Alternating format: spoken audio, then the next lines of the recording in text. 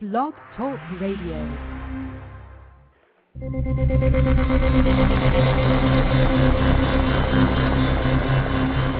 Hi, it's John Lansner of the Orange County Register, once again talking real estate. Today we've got builder consultant Patrick Duffy from MetroIntelligence. How are you doing today, Patrick? I'm doing well, Jonathan. How are you doing? Fine. One of the more interesting things was that Orange County is not that unique, much of California. Probably the worst year in building since World War II, at least the modern statistics. And this year we've started off 70, 80, 90% below the worst year ever. I assume that's somewhere near the bottom, isn't it? Yeah, I mean, builders gotten to the point where they have mothballed so many communities, and I went to an annual development strategies conference last week in Orange County, and it was, probably a 25% crowd of what it is in a normal market. So you're really looking at sort of the core people remaining in the industry, sort of hanging on for the industry to come back. And I assume it's hard to say this if you're in the construction business, near the construction business, make a dime off the construction business, but it's probably good news that we've stopped building when we have so much supply out there already and a lot of hidden supply that would jump on the market if there were tons of buyers, right? Right. I would say individually, if you're a builder and you're trying to keep your building company operating, it's not good news to not build. But if you look at the aggregate and for the market to return to health, it's just sort of the necessary medicine that we have to go through. Obviously, a price point is critical, particularly in the new home arena in a town like Orange County where, the McMansion had become sort of the home of choice up until perhaps 18 months ago when everything stopped. How hard are the builders you talking to thinking about reshaping, rethinking, redoing everything they do to sort of push the price points down to where a reasonable buyer has a chance of buying, qualifying, and acquiring the home?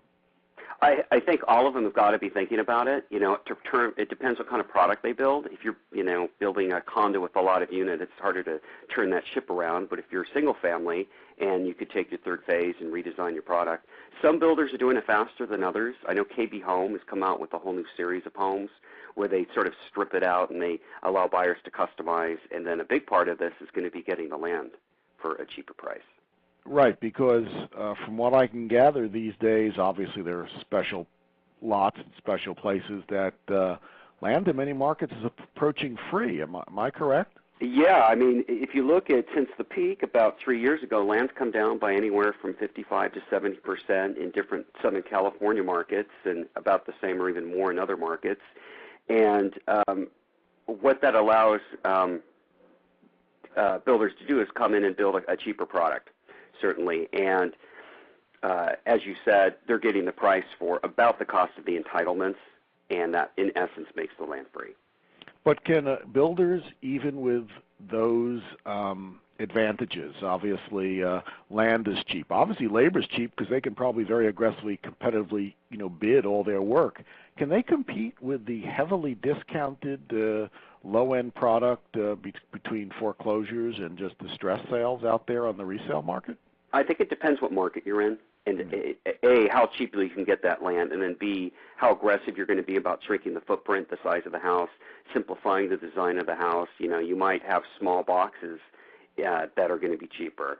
But on the other hand, they're going to be able to offer to their buyers saying, we're going to have updated designs. Energy efficiency is going to be a huge thing. You're going to start seeing LEED in just about everything, not just residential and office, but also retail and industrial. So that's going to be one area that you're going to see builders really focusing on. And when you talk about stripped down houses, how stripped down are these houses going to be? I mean, people got used to some granite, some fancy bathrooms, fancy, floor work, nice trim on the outside. Are we going to go back to those somewhat, and I assume that's the answer, those mid-90s sort of quickly put up boxes that were sort of vanilla? To an extent, maybe roofs will be optional. I mean, I'm kidding. But, you had basic countertops before. You had laminate, and then suddenly everyone wanted tile. Then after that, everyone had granite. And even in a condo conversion, you'd have the stainless steel and the granite kitchen package. And so I think we're seeing that stripped down a lot more. And like what KB Home is doing is they're allowing their buyers to customize.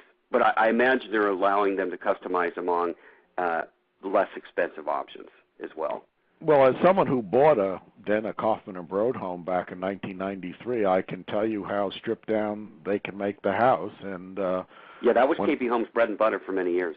Right, and to some degree, some of those things, whether you have pressed wood or chair rail on your staircases, or we have plain white tile still on our kitchen cabinets and counters, plain cabinets, that modest fireplace and all. The house has worked for 15 years, even though it's not stripped. Are the builders and I assume shoppers sort of realizing that some of that stuff may have been excessive or not functional in today's market? Yeah, and I think people got caught up in sort of buying homes that impressed other people. I remember when you had these huge soaring ceilings come in with these grand entryways, and I called that the impress the in-laws entry. But it's murder on heating and cooling costs. So I think as part of this return to energy efficiency, you're going to see some simplifying on the designs, something that's a bit more practical. Sustainable types of options and features that people will probably be looking at as well. Yeah, I assume it's reasonable to think that we're not, at least in the new home area, going to see a recovery this year. Is that a reasonable guess, and perhaps even next? I would say that's probably market specific. In Southern California, I think most people looked at 2009 as sort of the year to hang on and sort of plan for the rebound when it does come. I think it's a little early to say whether or not that's going to occur in 2010. So much of that really depends on what happens to the overall economy, unemployment levels, how much they're going to continue increasing, will they flatten out, and most importantly, buyer psychology. Speaking of psychology, when you talk to builders, the shoppers that they do have and the few buyers that they have, what's driving those people right now, and how does that differ than either what was a couple of years ago versus what might be next year or the year after? Well, I think prices have come down for new, certainly, versus resale.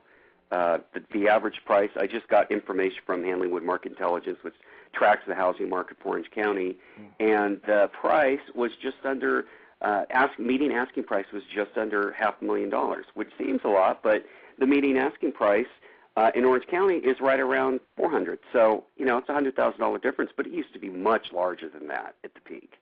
You're talking about the gap between new and used, so to speak. New and used. So it's a far better value proposition now for home builders to be able to compete. Not necessarily against foreclosures, but if you're looking at, a traditional market rate house when you can find them, I know foreclosures are such a huge part of the market now, it makes it really difficult to compete against. What are you or the builders you talk to looking for? What's that signal that might tell them that, okay, the worst is over? Are there any sort of less than obvious things other than just selling homes that may get them excited?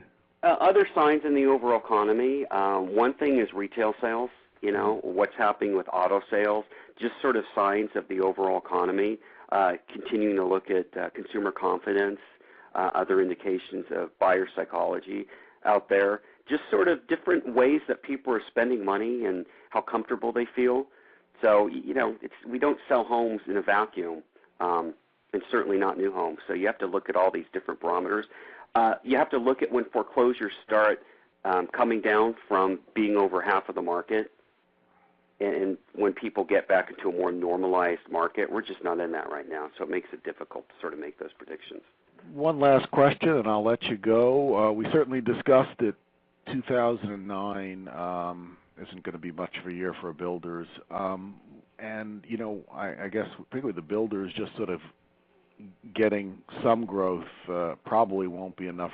When do you think builders and home shoppers will be looking at new homes with some gusto again in the foreseeable future? Oh, when we're coming back to a normal market? Yeah. Maybe not to the peak. Yeah, I don't think it'll be a long time, I think, back to the peaks. It'll be interesting to see what happens in 2010. I think we're going to probably see, a bottom in prices at least. We're going to see a bottom in sales before we see a bottom in pricing, because prices like sales. And so we're probably going to see that towards the end of this year or next. It's going to stay there, bounce along the bottom. So it's probably not going to be until end of 2010, 2011 that we start seeing some signs of life, and that might even be as far as 2012 before we get back into more of a normalized market. Certainly not against the peak that we saw in this last boom, but looking at more historical measures. Well, we've been talking today with Patrick Duffy of MetroIntelligence. Patrick, thank you for your time. Okay, you're welcome, Jonathan. Thank you. And you've been listening to Lansner on Real Estate. Thank you for dialing in.